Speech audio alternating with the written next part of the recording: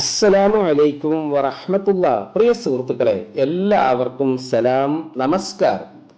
എന്തു ചെയ്യണം, എങ്ങനെ ആശ്വസിപ്പിക്കണം? പ്രശ്നബാധിതമായ ഇന്നത്തെ ഈ സാഹചര്യത്തിൽ പ്രത്യേകിച്ചും മിക്കവാറും എല്ലാവരും വലിയ വലിയ ഭയപ്പാടിലാണ്. അതെ, രക്ഷപ്പെടണം.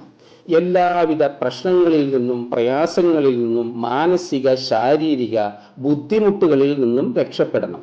ഇത് ബുദ്ധി വിവേകമുള്ള എല്ലാവരുടെയും ഇന്നത്തെ ആഗ്രഹവും പ്രാർത്ഥനയും പരിശ്രമവുമാണ്. പക്ഷേ അതിന് പലരും അവലംബിക്കുന്ന മാർഗങ്ങൾ പലതാണ് എന്ന് മാത്രം.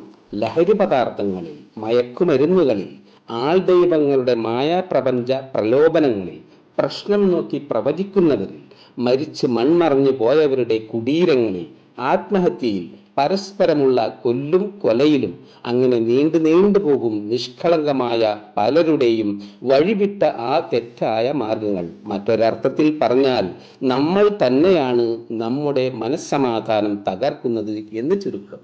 ലോകത്തിന് തന്നെ കാരുണ്യ സൗഭാഗ്യമായി വന്ന അന്ത്യപ്രവാചകൻ മുഹമ്മദ് നബി സല്ലല്ലാഹു അലൈഹി വസല്ലം നമുക്കെല്ലാവർക്കും ഇതിന് ശാശ്വത പരിഹാര മാർഗമായിക്കൊണ്ട് വളരെ സാരസമ്പൂർണമായ കുറെ കാര്യങ്ങൾ പഠിപ്പിച്ചു തന്നിട്ടുണ്ട്.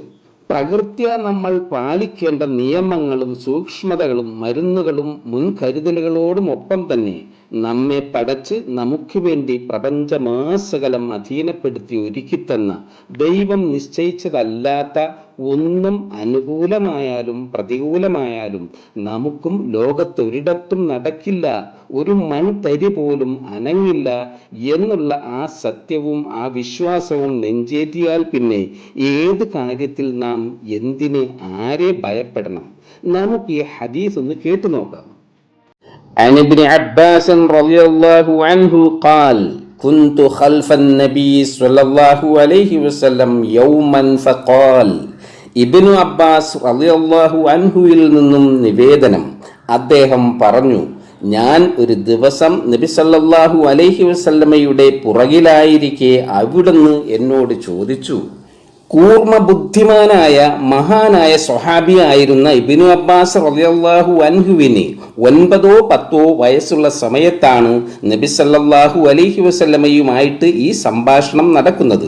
നബി സല്ലല്ലാഹു അലൈഹി വസല്ലം അദ്ദേഹത്തോട് ചോദിച്ചു, യാ ഗുലാം ഇന്നി ഉഅല്ലിമുക കലിമാത്ത്, മോനെ, ഞാൻ നിനക്ക് ചില വാക്കുകൾ പഠിപ്പിച്ചു തരട്ടെ.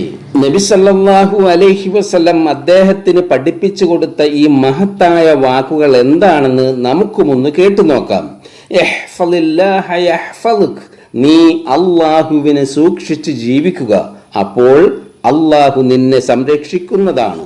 മാത്രമല്ല, ഇഹ്ഫളില്ലാഹ തജ്ദുഹു തുജാഹക്, നീ അല്ലാഹുവിനെ സൂക്ഷിച്ച് ജീവിക്കുക, അപ്പോൾ അള്ളാഹുവിനെ നിനക്ക് നിന്റെ മുന്നിൽ കാണുന്ന അനുഭവം ഉണ്ടാകും. അതിന് എന്താണ് ചെയ്യേണ്ടത് അല്ലേ? ഇദാ സഅൽത ഫസ്അലില്ലാ, നീ എന്തെങ്കിലും ആവശ്യപ്പെടുമ്പോൾ അള്ളാഹുവിനോട് അഥവാ പ്രപഞ്ച സൃഷ്ടാവിനോട് ആവശ്യപ്പെടുക.